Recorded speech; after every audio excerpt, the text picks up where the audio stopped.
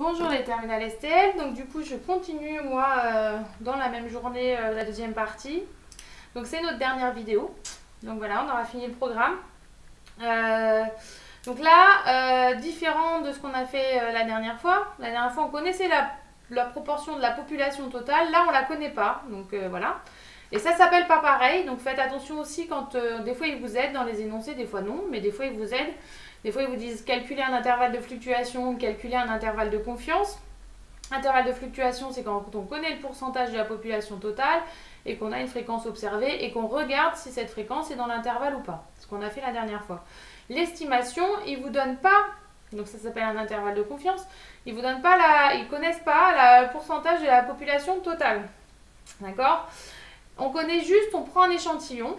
Et puis on dit, alors je prends aussi souvent l'exemple des votes, c'est-à-dire qu'on va appeler les gens pour leur demander pour qui ils vont voter. Donc imaginons on a 1200 personnes qu'on appelle et on leur demande pour qui vous allez voter. Et puis ils nous répondent, je vais voter pour un tel, il y en a 25% des 1200 personnes qui ont répondu ça. Donc ça c'est les sondages que vous entendez dans les médias. Il faut bien vous rendre compte que les 25% ça représente que les 25% de 1200, ça ne représente pas les 25% de la population totale. Normalement, ils ne devraient pas vous donner les 25%, ils devraient vous donner un intervalle de confiance. Donc ça marche à peu près pareil que ce qu'on a fait en intervalle de fluctuation, sauf qu'au lieu de mettre, vous allez voir dans la formule, au lieu de mettre le P dans ma formule, puisque je ne l'ai pas, je ne peux pas le mettre, je vais mettre la fréquence observée. Et je vais dire, grâce à cet intervalle de confiance, avec mes 25% et mes 1200 personnes, je vais calculer mon intervalle de confiance et je vais dire, en fait, ce candidat, sur la population totale, a 95% de chance d'être dans cet intervalle-là. Donc, il ne faut jamais vous fier aux 25% tel quel. Une fois, on l'avait fait, je l'ai dit aussi dans la vidéo des terminales ESL, on l'avait fait en vrai, quand il y avait eu les votes nationaux pour le président. Ou pour les députés. Non, je crois que c'était pour le président. On fait souvent des sondages pour qui vous avez voté. Et quand on calculait les intervalles de fluctuation, il y avait moins d'écart que ce qu'on pensait en fait. Quand on vous dit dans les médias, il a 52% de chance et elle en a 45%, enfin bref, voilà. En fait, quand vous calculez les intervalles de fluctuation, les intervalles de confiance, pardon, je dis bêtises. Vous voyez que la limite entre les deux personnes n'est pas si élevée que ça, et qu'il n'y a pas un gros écart et qu'on ne peut jamais prévoir à l'avance en fait j'arrive plus à parler. Un vote de personnes, on ne peut jamais prévoir à l'avance que ça va aller. Alors on essaye de vous le faire croire, mais c'est pas vrai. Voilà, désolée, je suis un peu bouguée pour la dernière. Exercice de bac, donc du coup on vous dit un médecin souhaite. Donc on va finir le cours aujourd'hui. On va faire la deuxième partie aussi de l'échantillon. Donc un médecin souhaite estimer la proportion P inconnue des personnes de cette population dont le taux de glycémie est supérieur à 1,06. Il prélève au hasard un échantillon de 1000, donc N 1000. Il constate que 29 personnes, donc F égale 29 sur 1000. Donc ça va faire 0,029. Déterminer l'intervalle de confiance. Donc ça veut dire dans quel intervalle va être la proportion P de la population. Donc on appelle I et donc vous voyez bien que c'est le même, ça va être le même calcul à peu près, sauf que dedans vous avez F.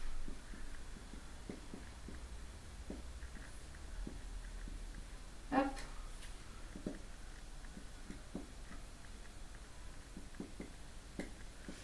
Sur 0,029, 1 moins 0,029 sur 1000. Ok, donc du coup je reprends mon petit programme. Donc N1000, 29 sur 1000.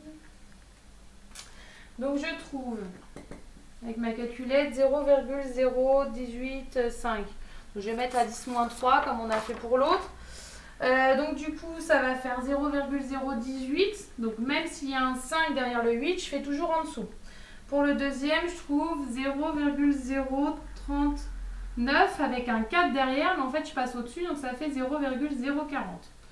Donc ça c'est l'intervalle de confiance, ça veut dire que ma proportion sur la population totale, ça veut dire que j'ai je sais pas, ça va faire 1,8%, entre 1,8% et 4% de gens sur la population totale qui auront un taux de glycémie supérieur à 1,06.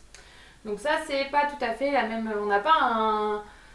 c'est pas aussi précis que ce qu'on a fait avant, c'est-à-dire qu'on a une estimation sur la population totale, à 95% de chance. À quoi ça nous sert? Ça nous sert aussi dans la partie 2.2 de comparer deux échantillons. Donc ça, c'est pour les placebos. Donc les placebos, ils prennent, je sais pas, là j'ai mis quoi, 100 personnes, ouais. Oui, on prend un nombre de personnes, pas forcément le même nombre de personnes d'ailleurs. Vous donnez un placebo, on va dire, à 60 personnes, et puis vous donnez le vrai médicament à 70 personnes, imaginons. Et donc on va calculer, on ne peut pas savoir si ça marche ou pas, mais en fait on va voir avec des intervalles de confiance, donc on va demander aux gens si ils ont noté une amélioration, donc les gens vont dire oui, non, peut-être. Et en fait on va calculer les deux intervalles de confiance, l'intervalle de confiance du placebo, l'intervalle de confiance du médicament. Si l'intervalle de médicament est vraiment au-dessus de l'intervalle de confiance des placebos, on va dire que le médicament il a vraiment un effet. Par contre, si ils sont l'un sur l'autre, donc c'est ce qu'on dit, si les deux intervalles sont disjoints, donc les intervalles disjoints, c'est ça. Donc si les intervalles sont disjoints, c'est ça, ça veut dire qu'ils ne sont pas l'un sur l'autre. Par contre, s'ils ne sont pas disjoints, donc par exemple, on peut avoir ça, comme ça, et puis en avoir un bout l'un sur l'autre. Et bien du coup, ils ne sont pas disjoints, et là, on ne peut pas on peut pas dire que le médicament est efficace ou pas. On peut pas dire, on peut pas dire non plus qu'il n'est pas efficace, mais en tout cas, on ne peut pas dire qu'il est efficace. Et donc du coup, c'est ce qu'on va faire dans l'exercice de bac. Donc dans l'exercice de bac, on s'intéresse à l'efficacité d'un médicament pour soigner le dos. Donc du coup, pour cela, on choisit des patients qui souffrent du dos. On administre un placebo à 100 patients et le médicament à 130 patients. Donc je vais faire, on va faire intervalle de confiance. Le premier, c'est placebo. Confiance, placebo. Donc vous avez pour le placebo 100 personnes. Et vous avez une proportion de gens qui ont noté avec le placebo 40%. Donc ça fait 0,4. Donc je vais l'appeler IP comme placebo. 0,4 moins 1,96, 0,4, 1 moins 0,4 sur 100, pardon. 0,4 plus 1,96, 0,4, 1 moins 0,4 sur 100. Hop. Je vais le fermer. Du coup, 100, 0,4. Ici, je vais avoir toujours 10-3. C'est souvent 10-3 qui vous demande. Donc, ça va faire 0,303, toujours en dessous. Et 0,497, toujours au-dessus. Donc, ça, c'est pour mon placebo. Je vais faire la même chose avec le médicament. Donc, intervalle, confiance, médicament. Donc vous avez, donc pour que ça soit plus drôle, il change le nombre de personnes. N égale 130. Et la proportion c'est 0,44. Bon, elle est assez proche quand même. À mon avis, ça va pas marcher. 0,44 moins 1,96. 0,44. 1 moins 0,44. Donc ça, c'est déjà tombé en France, ce sujet-là. Alors on sait bien que vous n'allez pas avoir de sujet, mais c'était déjà tombé en France cette question d'intervalle disjoint. Plus 1,96, 0,44, c'était sur du dentifrice si je me rappelle bien. 130. Hop, l'intervalle de confiance du médicament. Donc ça fait 130, 0,44. Donc ici je suis à 0,354. Et là, je suis à 0,526. Donc, toujours en dessous, toujours au-dessus. Et là, en fait, je vais regarder ce que je vous ai dit juste avant. C'est-à-dire qu'en fait, le médicament, il serait... on pourrait dire on serait sûr qu'il était efficace si, en fait, cet intervalle, du médicament, il serait plus grand. La borne inférieure, elle serait plus grande que 0,497. Comme, en fait, le 0,354 se trouve dans l'intervalle de placebo, du coup, ils ne sont pas disjoints. Donc du coup, on dit IP et IM ne sont pas disjoints.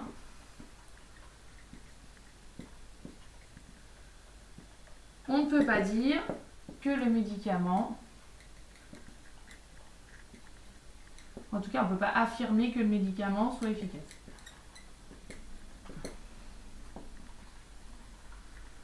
Donc ça, c'est le dernier cours de notre année, mais c'est un truc assez, enfin dans la vie de tous les jours, il faut faire très attention aux chiffres qu'on vous donne, et puis savoir aussi comment on fait comment on décide les choses, voilà.